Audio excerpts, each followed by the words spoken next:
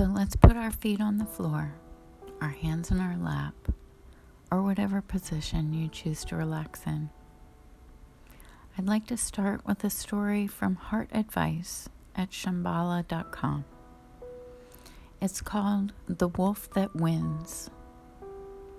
It was circulated after the attacks of September 11th, where a Native American grandfather was speaking to his grandson about violence and cruelty in the world and how it comes about.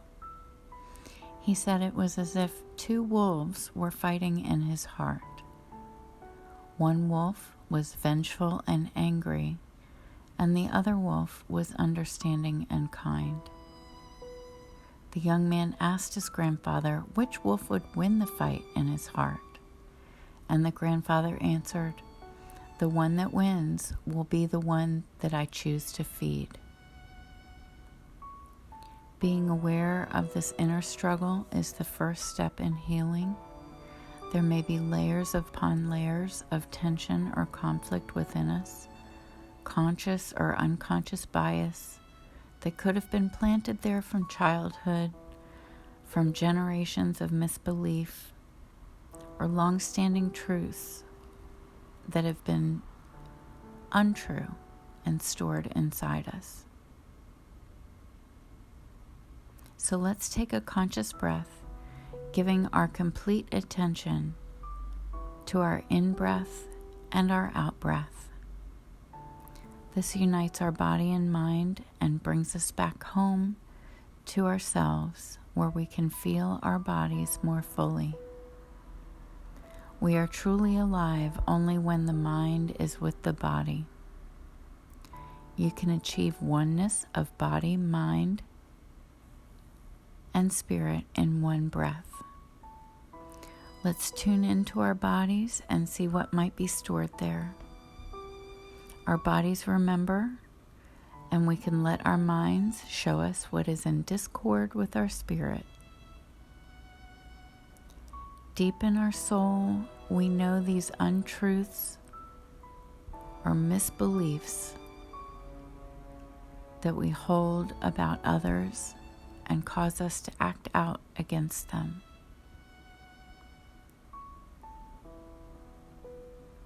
We will notice the happiness that comes with letting go of those long-standing resentments or those ugly stories we've made up, or maybe we believed what someone else had told us or said. When those moments come to mind where we may have been bullied or saw someone bullied, and we let it happen, or misguidedly reasoned that maybe they deserved it, we can let those times come up in our mind. Let them come into view, maybe some atrocity as a bystander, and let's see them with new eyes. Feel what they felt. See them as yourself. See yourself in them. Maybe remember what it felt like when it happened. That meanness that you had shown to someone else. Let's dig into it. Meanness is a learned behavior. That meanness, we learn to be mean to someone else. We learn how to be mean, and we learn why to be mean. And it seems we're rewarded for being mean. It may be the reward of feeling powerful or in control, or maybe having superiority over someone else. So we end up continuing to behave badly by being rewarded from the security we felt by being the bully or seeing others bully someone. And we may have wanted that feeling for ourselves, or wanted to be like them so we would be accepted.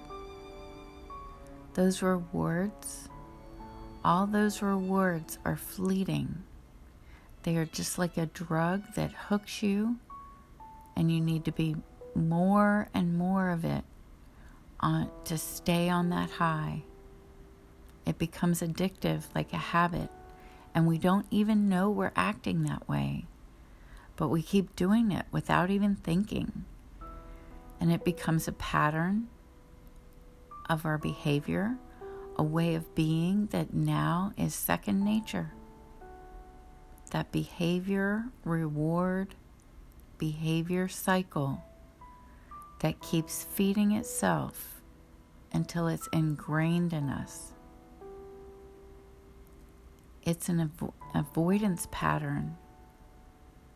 Just like we can use drugs or alcohol to avoid a negative feeling, habitual meanness or anger or hate is used to avoid feeling some other feeling, possibly guilt or shame, for example. Maybe guilt from not stepping up for what we knew in our soul was right, to stand up to the mean or hateful and hurtful words or actions. Maybe we chickened out at some point and may have felt guilt about not standing up to the bully.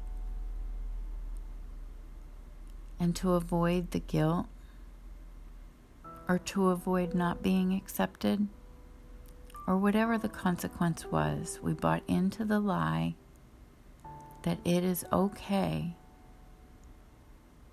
because it made us feel good about ourselves, or it's okay because they're doing it, or it's okay because whatever reason was strong enough to outweigh the consequence of being the one to right the wrong.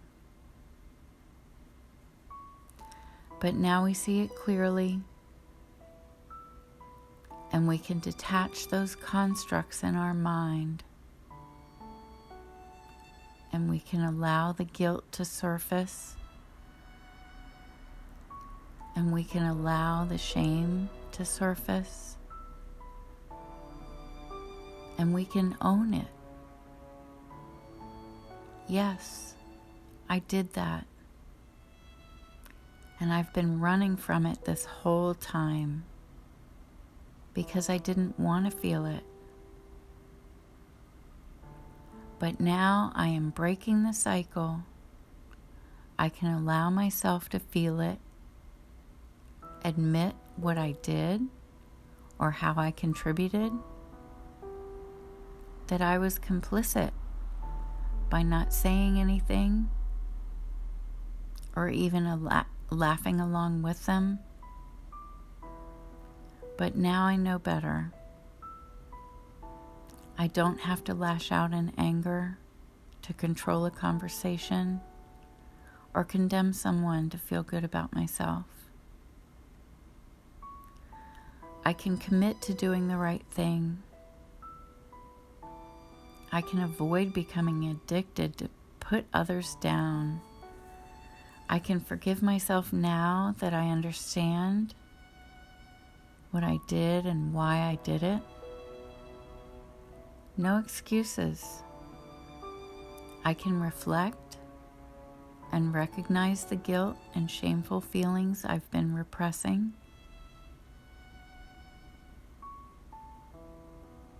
I'm willing to let them come up and let them come out. I release the hold this guilt and shame have had over me all these years from this incident. I now break the cycle of this behavior pattern that has me judging others, ridiculing or shaming them, just to avoid my own shame or negative feelings.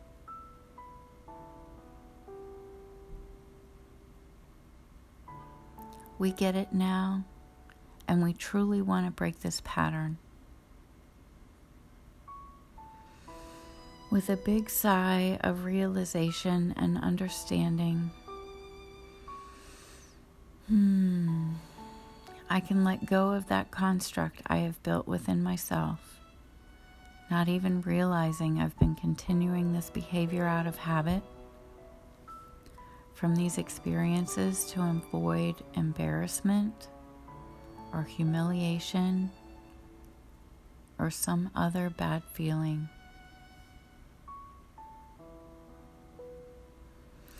As the video plays in your mind of this experience, see if you can pause the video just before you decide to behave badly or divert attention away by picking on someone else.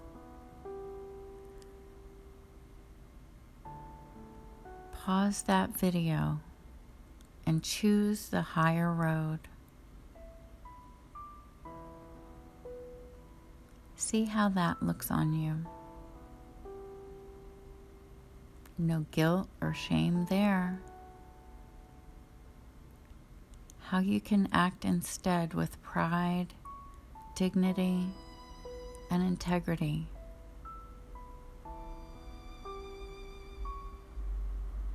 Sit with that for a moment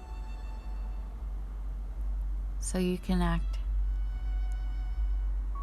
the next time this happens, and remember how you will choose instead.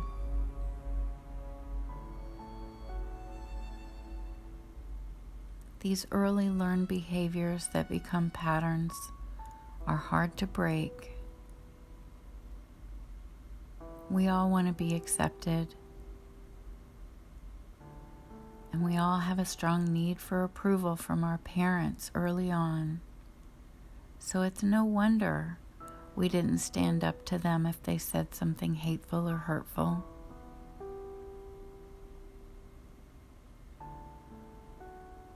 But we can start by admitting that it happened. Whatever happened. Letting the feeling come up and letting the feeling out. And forgiving yourself, because even though we knew better on some level, it was easier not to, or we just didn't have the courage at the time. We were just kids. They don't teach us psychology in kindergarten, but now we know, and now we know how to do better. And now we know how to heal those old wounds. As we look back, we realize those initial feelings of shame would have been nothing compared to the years of culminated shame and guilt we've piled up on top and continued to suppress as we learned to avoid feelings by continuing this pattern of mean or blaming or whatever we did to avoid humiliation or other negative feelings. The tough spot we were in would have been fleeting in comparison to the habit we have formed to avoid that tough spot. Wow. Now that is a revelation. If we could have avoided falling into this trap early on, imagine the hurt we could have saved ourselves and others. Not to mention the repressed guilt for each subsequent act.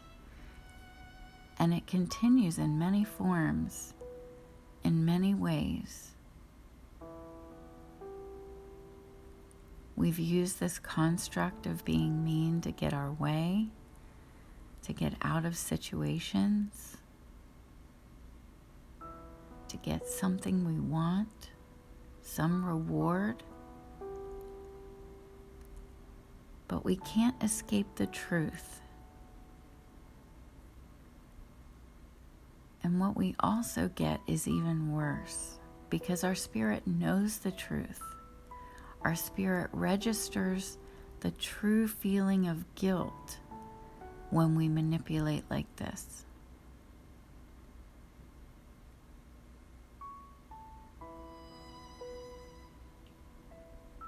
The way we can keep someone from becoming an enemy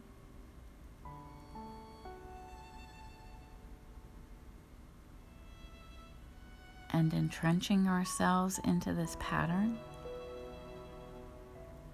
is to see yourself in them.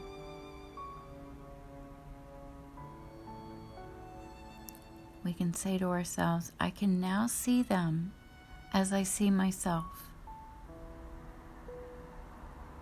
So when I look at them, I see my own face smiling back at me. So I can recognize we are all the same. We are all one. We have all done things we regret. We all feel shame. We have all tried to avoid feeling guilt by falling for this blaming others game. So I forgive myself and I forgive you. And I honor you for showing me what I do or have done myself. We all do it at some point or another until we don't. So let's keep working on it. You will see yourself reacting differently, having more courage, having more patience with yourself too, as you see this pattern in others, and you will also see it in yourself. Remember, they are you. You are them.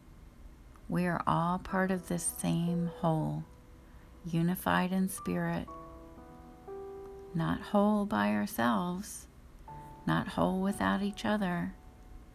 We need each other to reflect, learn, and grow.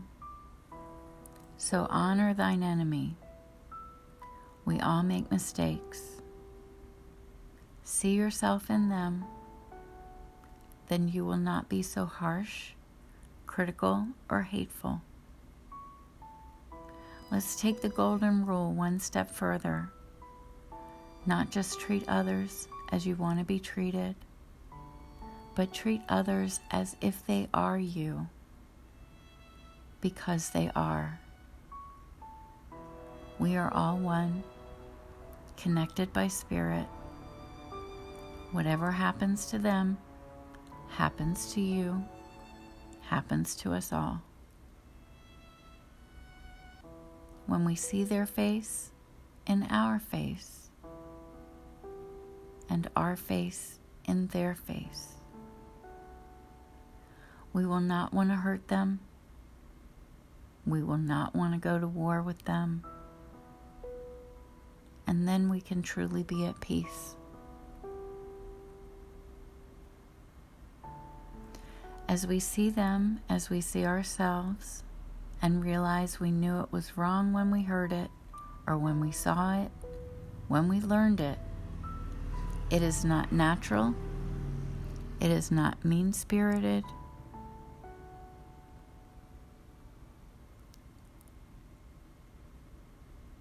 and we don't want that conflict within our spirit any longer. To live in peace, we must release these misbeliefs. And as we release these misbeliefs, we must replace them with affirmations of love and kindness towards ourselves.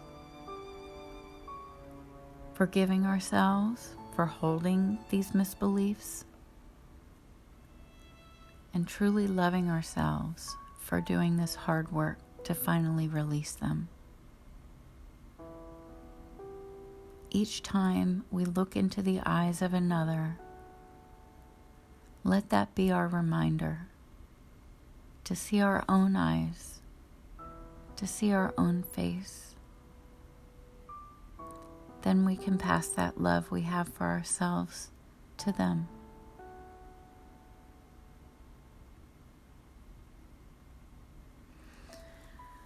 And when you feel complete with this, you can return to your seat and open your eyes.